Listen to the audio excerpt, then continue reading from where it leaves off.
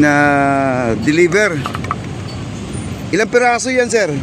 Ilang piraso yan? Ay, di ko binilang, sir. Di mo binilang? Kasi si ano lang yan. May checker yun, no? May checker. Ang bahala dyan si ano, warehouse. Warehouse na. Ang sa akin lang, yung pagpasok nila. Pagpasok lang. Dami, no? Galing siya. Siguro, mga 200 siguro yan. Oo. Dami, guys. So, yun ang gagamitin po nila dito sa ano, scaffolding, guys, dito. Itong bagong deliver ngayon. Ayan. At sila po ay nagpapaalam sa guard ngayon. Tinitingnan na yung resibo. Kung tama yung kanilang deliver dito ba. Mamaya iba pala ang deliver dito, guys. Pero ganun no? Mali-mali ang deliver pero tama ang address. Ayan na po, nakapasok na po yung truck, guys. Ididiskarga na po nila doon yan. Wow. Talagang pinagsasabay-sabay na po nila, guys, ang paggawa dito. Kasi habang dito nagbubuhos, doon na rin at umpisa na po sila doon sa kabila. Kasi doon sa ano, meron kasing poste, may poste na kasi doon na 1, 2, 3, 4, 5, 6, 7, 8. Bali 16 na poste na ilatag doon. Parang ganito rin ang gagawin din nila. Kaya may mga, yung bakal kasi nito nakalatag dito ay hindi pwedeng tanggalin hanggat wala pa yung pinaka-flooring niya. Oo, hindi siya pwedeng tanggalin, guys. Kapag nagpo-flooring na sila, saka lang tanggalin itong mga naka-osli kasi hindi po malagyan ng precast kung nandyan yung mga bakal na yan. Ayan, kita nyo naman, oh. Ang ganda na, guys, oh. Wow. Nabuhusan din sa wakas, pero wrong timing tayo, guys. Kasi kung maaga-aga tayo dito, naabutan natin yung truck, no? Yung nagbubuhos ng simento.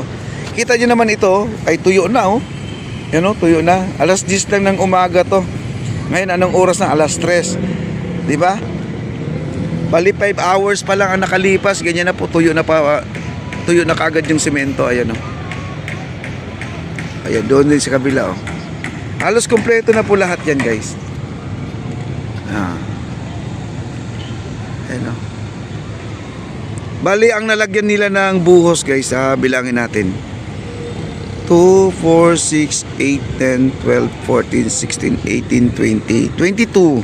Kasi sa dulo, meron doong mga box na pero wala pang buhos. Kumbaga ay, ano pa lang yun, nag-start pa lang sila naglalagay ng mga scaffolding. Ayan. Ano lang po tayo, focus, close up lang po tayo kasi di po tayo pwedeng pumasok yan. Bawal po, guys, ha. May, yung sa pinakadulo, meron kasing 4 na kahon doon na walang buhos pa.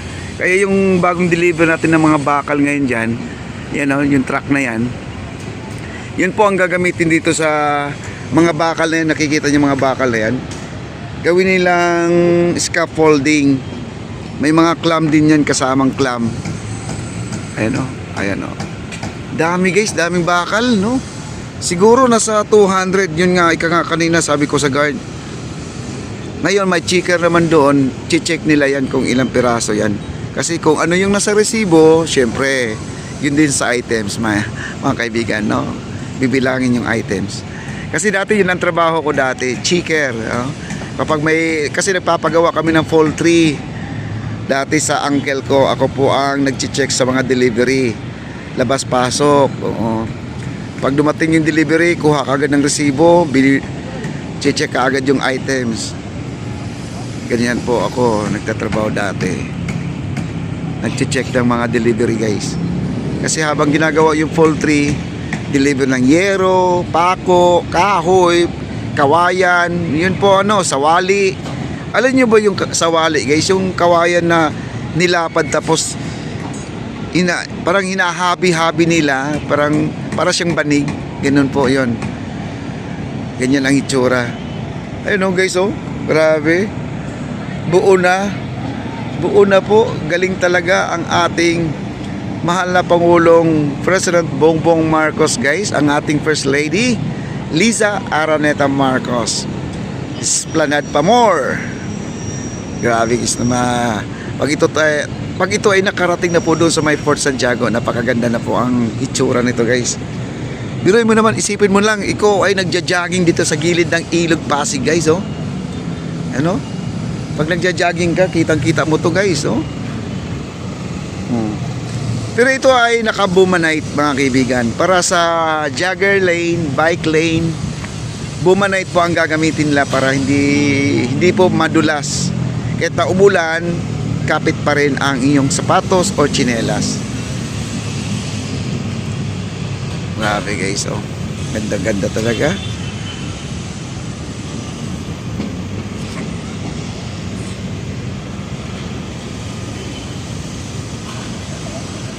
Ayan na po, binababa na po yung mga bakal. Ayan, binababa na po ng bakal guys, oh.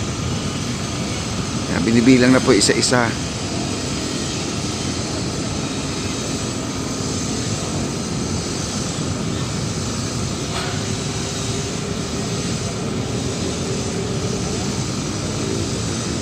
Medyo malabo ating camera pag close up mga kaibigan.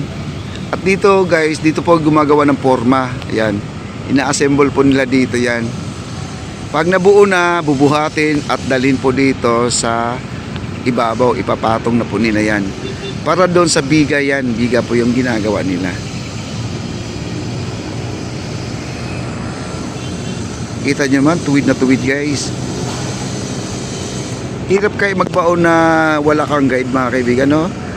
Pag hula-hula lang po ang iyong pagbabaon ng poste ay talagang ang daming back job. Pero ito guys, grabe oh, ang tuwid. Gagastos ka muna ng mga materyales para sa mga scaffolding, I-beam, para sa guide ng pagbabaon ng pilote. Siguro maabot ng milyon din, no? Ito lang mga bakal yun, napakarami oh. Yung bakal na yan. At saka yung crane natin guys, gumagalaw po yung crane natin. Yan. Siya po ay naglilipat ng pelote papunta dun sa Port Santiago guys. Nanggagaling po dito sa natakpan po ng truck mga kaibigan. Ang daming trabahador dun sa loob guys, oh. Kita nyo naman oh.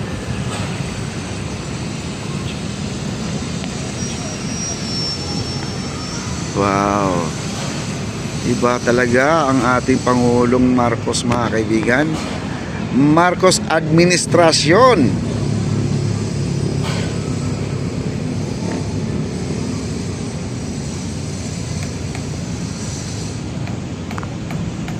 At dito sa kabila, ito yung ayan po ang ating Intramuros Bridge. At ito naman po ang ating Mexico Plaza. Ayaw ipa-vlog, kailangan may permit daw. Oh, di ko alam kung sana ano ba yun, totoo ba yung may permit guys, no? Oh, ayan. Ayan, di po tayo makapag-vlog sa Plaza Mexico. Ano lang tayo, amoy-amoy lang po tayo dyan guys. Di lang po tayo makapag-vlog ng maayos, ha? Okay, maraming salamat po.